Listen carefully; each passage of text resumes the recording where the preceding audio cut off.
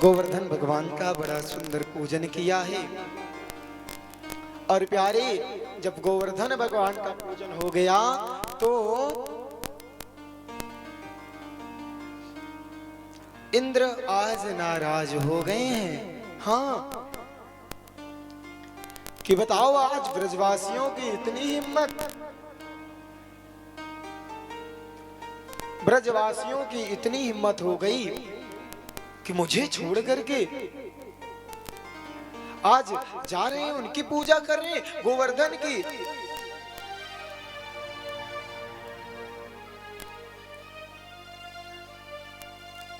अरे इनकी जल वृष्टि मैं करता हूं तब घसिया उगती है, उसके बाद गैया इनकी पाती है, इनकी रोजी रोटी चलती है।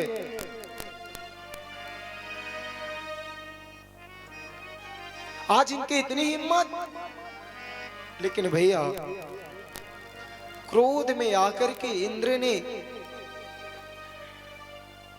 बोल पड़ा, वाचालम बाली संस्तब्ध मग्गम पंडित मानिना कृष्णम मृत्युरमुपाश्रित्य गोपो में चक्रुरा प्रियम।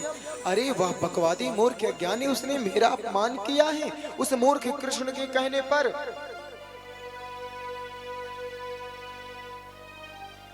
रुको, मैं अभी मजा चखाता हूं।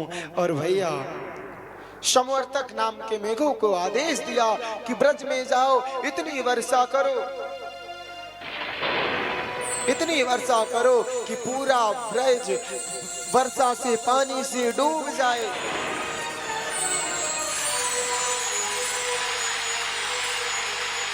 समवर्तक नाम के मेघों ने वर्षा करना प्रारंभ कर दी, मानो आज ब्रज डूब ही जाएगा। तत्काल भैया तुरंत सब दौड़े दौड़े भगवान श्री कृष्ण के पास पहुंचे हैं। कृष्ण कृष्ण महाभागो त्वन्नाथम गोकुलम प्रभो। हे कृष्ण, हे कन्हैया, तूने ही तो हम सबको इस गोवर्धन की पूजा के लिए आज्ञा दिया था, तू ही मेरी रक्षा कर। भगवान बोले, मैं नहीं करूंगा। बोले भैया फिर कौन करेगा? बोले अब इस देवता की हम सबन ने मिलकर के पूजन किए, वही देवता हमारी रक्षा भी करेगा। हाँ, तो कहाँ चलना चाहिए? बोले गिरिराज बाबा के पास। सब दौड़ते चले जा रहे हैं, चलो चलो भैया, गिरिराज बाबा ही हमारी रक्षा करेंगे। हाँ, स्वयं में व्रत आहिता, भगवान ब्रजवासियों के लेकर के गोवर्धन पहुंचे हैं और सब आंख मूंद करके प्यारे स्तुति गा रहे हैं। गिरिराज धरण प्रभु तेरी शरण, गिरिराज धरण प्रभु तेरी शरण, गिरिराज धरण प्रभु तेरी शरण, गिरिराज धरण प्रभु तेरी शरण, गिरिराज धरण प्रभु धरण प्रभु तेरी शरण, गिरिराज धरण प्रभु तेरी शरण। हरि बोल। सब स्तुति गा रहे प्यारे गिरिराज भगवान से।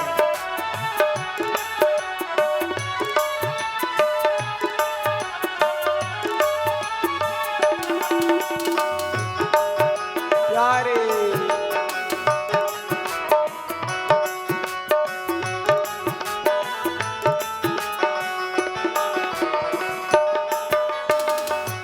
तेरी शरण लाला, तेरी शरण हम, तेरी शरण लाला, तेरी शरण हम, तेरी शरण कान्हा, तेरी शरण, तेरी शरण कान्हा, तेरी शरण, गिरिराज धरण प्रभु तेरी शरण, गिरिराज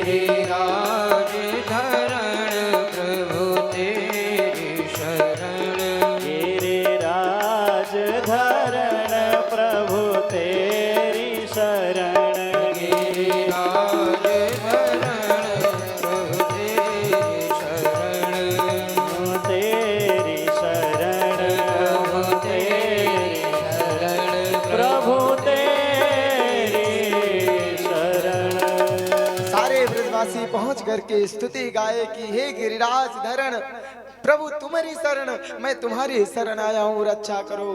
तभी भगवान ने ब्रजवासियों के कहा अरे अरे अपनी आंखें बंद करो। और देखते ही देखते कन्हैया ने अपनी भैया कनिष्ठ का उंगली में गोवर्धन पर्वत उठा लिया है। बुरे गिरिराज धरण भगवान की।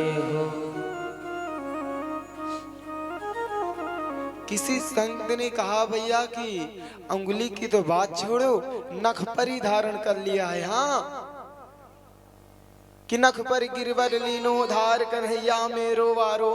कहाँ धारण कर लिया? अपने नाखून पर ही। बोलो राधे राधे।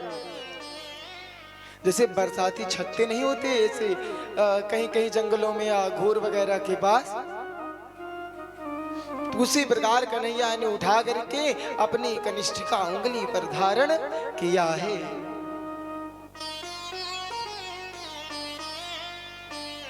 देखते ही देखते 7 वर्ष के कन्हैया ने 7 कोस के पर्वत को बरसाती छत्ते की तरह उखाड़ करके धारण कर लिया। प्यारे,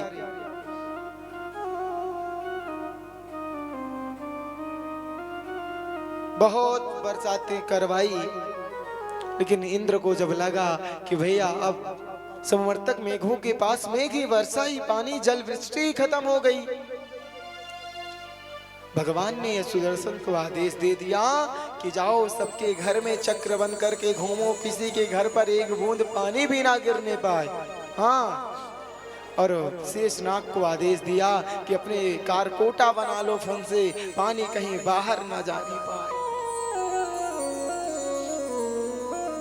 भैया किसी ने कहा कि ये पानी इकट्ठा हुआ होगा तो गया कहाँ? बोले ये पानी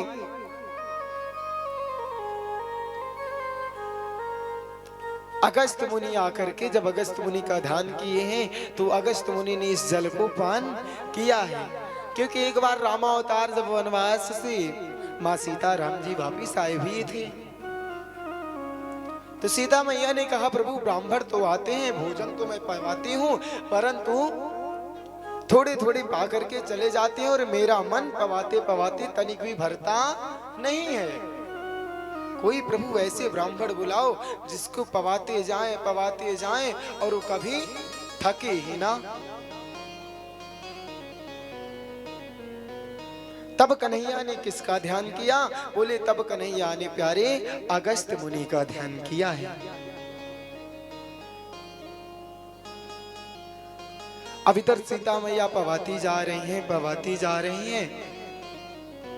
पवाते बिल्कुल थक सी गई प्यारे। हाँ, बिल्कुल थक सी गई। रिद्धि सिद्धि आई, अन्नपूर्णा मैया आई। अब तो सीता मैया ने कहा कि अगस्त जी हे ऋषिवर, हमने आपके संतों से मुख से सुना है कि जब आधा भोजन हो जाए तो कुछ जल का पान कर लेना चाहिए। अगस्त जी बोले कि देवी अभी तो जो है आधा भोजन हुआ कहाँ, जब अगस्त आधा भोजन हो जाएगा तो मैं जलपान कर लूंगा। सीता मैया राम जी के पास गई, प्रभु अब आप ही कुछ करो, इनको पवाना मेरे बस की बात नहीं है। तब राम भगवान एक ब्राह्मण का भेष बना कर आए और अगस्त जी के बगल बैठे एक फूल का पाए हैं और एक फूल का पा करके प्यारे हस्त प्रक्षालन कर लिया।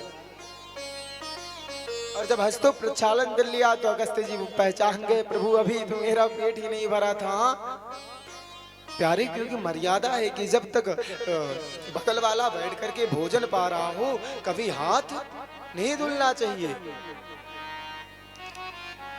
तो बोले अब जल पिला दो। तो राम जी ने कहा आपको तो चुल्लू में होना नहीं, घड़े तो घड़े में। जो आप जब एक ही चुल्लू में संपूर्ण समुद्र को पी डालते हैं तो जब द्वापर में मेरा कृष्ण अवतार होगा तब आप जो हैं वहां पर मैं आपका ध्यान करूंगा, आप आइएगा तब मैं आपको खूब जल पिलाऊंगा। तब आज अगस्त जी का ध्यान किए हैं और अगस्त जी आकर के संपूर्ण जल का पान किए हैं प्यारे।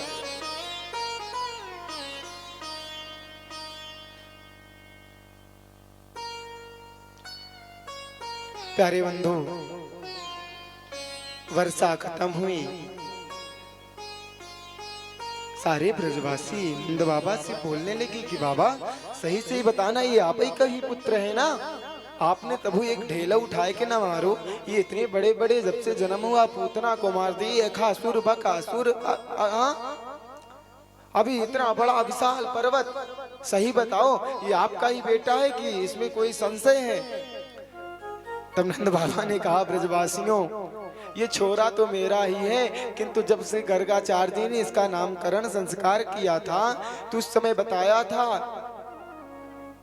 कि नारायण गुण ही समान, ये नारायण के गुण इसके समान होंगे। हाँ, नारायण के समान इसके गुण होंगे।